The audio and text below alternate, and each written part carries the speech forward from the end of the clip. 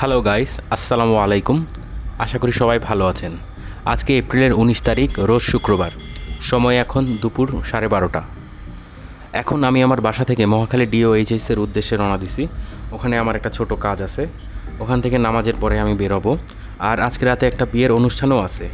বিয়েতে যে বউ আপুটা, উনি অনেকগুলা গানেই নাচছে। একটা ছোট নাচের ক্লিপ আপনাদেরকে দেখাবো। আর আজকে আমার সাথে দুইটা নতুন জিনিস আছে। একটা হলো গ্লাভস, এটা আমি ঈদের আগে দারাজে অর্ডার দিয়েছিলাম, গতকালকে আসে, সো আজকে ইউজ করতেছি। এবং আরেকটা জিনিস হলো একটা ওয়ালেট। এই ওয়ালেটটা আমাকে একজন গিফট দিছিল ঈদের আগে, সো আজকে এটা আমি ইউজ করতেছি। চলেন শুরু করা যাক আমার কাজ, যেটা কিনা হলো রাইড শেয়ারিং। আমার প্রথম রিকোয়েস্টটা আসে ইউ ইউনিভার্সিটির সামনে থেকে। এক ভাইয়া, উনি যাবে হলো উত্তরাতে, উত্তরা কেসি স্কুলের সামনে। উত্তরা যাওয়ার পর ভাড়া আসলো 170 টাকা, এবং উনি আমাকে 200 টাকা দিলেন, তাকে আমি 30 টাকা ফিরিয়ে দিলাম। এরপর শুরু হয় রাইড শেয়ারিংয়ের সবচেয়ে বিরক্তিকর ব্যাপার, সেটা কিনা ওয়েটিং। হাজি ক্যাম্পের সামনে যে আমি প্রায় 40-45 মিনিট ওয়েট করলাম, কোনো ট্রিপ পেলাম না, কোনো রিকোয়েস্ট আসেনি। তারপর ওখান থেকে রওনা দিয়ে দিলাম। কুড়িল বিশ্ব রোডের কাছাকাছি আসার পর এক ভাইয়া রিকোয়েস্ট দেয় পাঠাও অ্যাপে, যমজ রোড থেকে উনি যাবে হলো পল্টন টাওয়ারের সামনে। ওই ভাইয়ার ভাড়া আসে 250 টাকা। ওই ভাইয়াকে ড্রপ করার পরে আমাকে আর ওয়েট করতে হয়নি।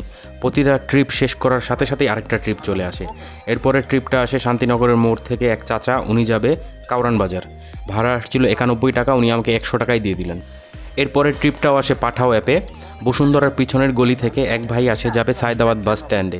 আর সায়দাবাদ বাস স্ট্যান্ডের সামনে প্রচণ্ড জ্যাম থাকার কারণে তাকে একটু আগেই নামায় দিলাম। ভাড়া আসছিল 160 টাকা, উনি আমাকে 200 টাকা দিলেন, তাকে 40 টাকা ফিরিয়ে দিলাম। এরপরে প্রায় সাথে সাথেই পাঠাও অ্যাপে নেক্সট রিকোয়েস্ট চলে আসে। দয়াগঞ্জের মোড় থেকে এক ভাইয়া যাবে হলো শঙ্কর ধানমন্ডি। এখন উনি বলতেছে ওনার তাড়া আছে ফ্লাইওভারের উপর দিয়ে যেতে। পরে উঠে গেলাম ফ্লাইওভারের উপরে, কিন্তু ফ্লাইওভারের উপরে যেয়েও দেখি বিশাল জ্যাম, কারণ সব গাড়ি গুলিস্থানে নামতেছে, প্রচুর গাড়ি, এই জন্য জ্যাম ছিল। ওনার ভাড়া আসছিল 192 টাকা, আর টোলের টাকা ছিল এক্সট্রা 10 টাকা, ওটাও আমি দিছিলাম। টোটাল 202 টাকা আসে। উনি আমাকে 500 টাকা দেন, আমি 200 টাকা রাখি, আর 300 টাকা ওনাকে ফিরিয়ে দিই। ওই ভাইয়াকে ড্রপ করার পরে আমি অফলাইনে একটা ট্রিপ দেই, সেটা শঙ্করের মোড় থেকে গুলশান 2 সিগন্যাল পর্যন্ত। আমি ভাড়া বলছিলাম ওই ভাইয়াকে 150 টাকা। ভাইয়া একবারেই রাজি হয়ে যায়। তখন আমি মনে মনে ভাবলাম যে একটু বেশি বললেও পারতাম। যখন ওই ভাইয়াকে নামিয়ে দিয়ে চলে যাচ্ছিলাম, উনি আবার ডাকলেন এবং বললেন যে তার এখনই যাওয়া লাগবে চাইনিজ মোড়ে, মিরপুরে। তারপর তাকে নিয়ে আবার রওনা দিলাম চাইনিজ মোড়। ভাড়া ঠিক হয়েছিল 150 টাকা। পথে আমি আবার 250 টাকার তেল ভরে নিলাম। উনি নামার পরে আমাকে 500 টাকা দিলেন, আমি তাকে 350 টাকা ফিরিয়ে দিলাম।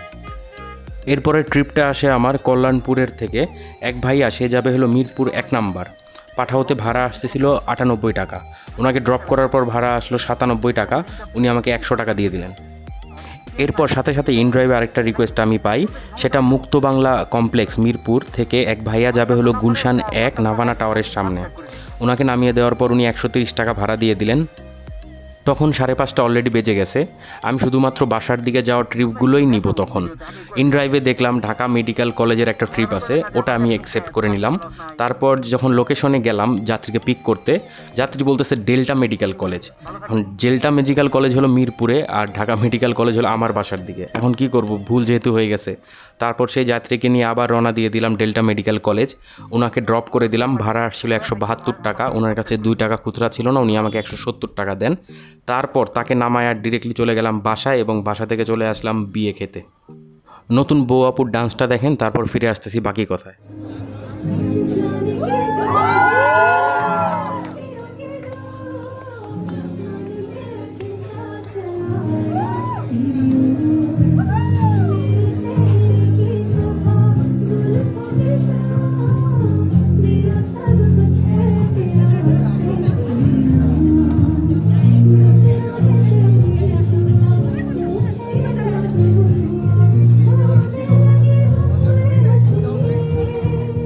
আপুটা অনেকগুলো গানেই ডান্স করছে এবং প্রত্যেকটা ডান্সে অনেক সুন্দর হয়েছে। আচ্ছা, আমার দর্শকদের কাছে আমার একটা প্রশ্ন আছে, যেহেতু আমার এটা ডেইলি লাইফ ব্লগ, সো আমার লাইফে যা যা ঘটে আমি সবই আপনাদের সাথে শেয়ার করতে চাই। যদি আপনারা এগুলো না দেখতে চান, শুধুমাত্র রাইড শেয়ারই দেখতে চান, তাহলে কমেন্টে বলে দিবেন, আমি শুধু রাইড শেয়ারই দেখাবো। চলুন এবার চলে আসি হিসেবে। আমি আজকেও প্রতিদিনের মতোই 6 থেকে 6.5 ঘন্টা রাইড শেয়ার করেছি, এবং আমার ইনকাম হয়েছে প্রায় 1500 টাকা। ওখান থেকে যদি আমি 300 টাকার মতো বাদ দিয়ে দিই, তাহলে আমার থাকবে 1200 টাকা। সো গাইজ, ভিডিওটা এখানেই শেষ করছি। সবাই ভালো থাকবেন, সুস্থ থাকবেন। দেখা হবে নতুন আরেকটি ভিডিওতে। আর ভিডিওটা যদি ভালো লাগে একটি লাইক করবেন এবং নতুনরা প্লিজ সাবস্ক্রাইব করতে ভুলবেন না। আর প্রশ্ন থাকলে কমেন্ট বক্সে করবেন। সবাইকে অসংখ্য ধন্যবাদ।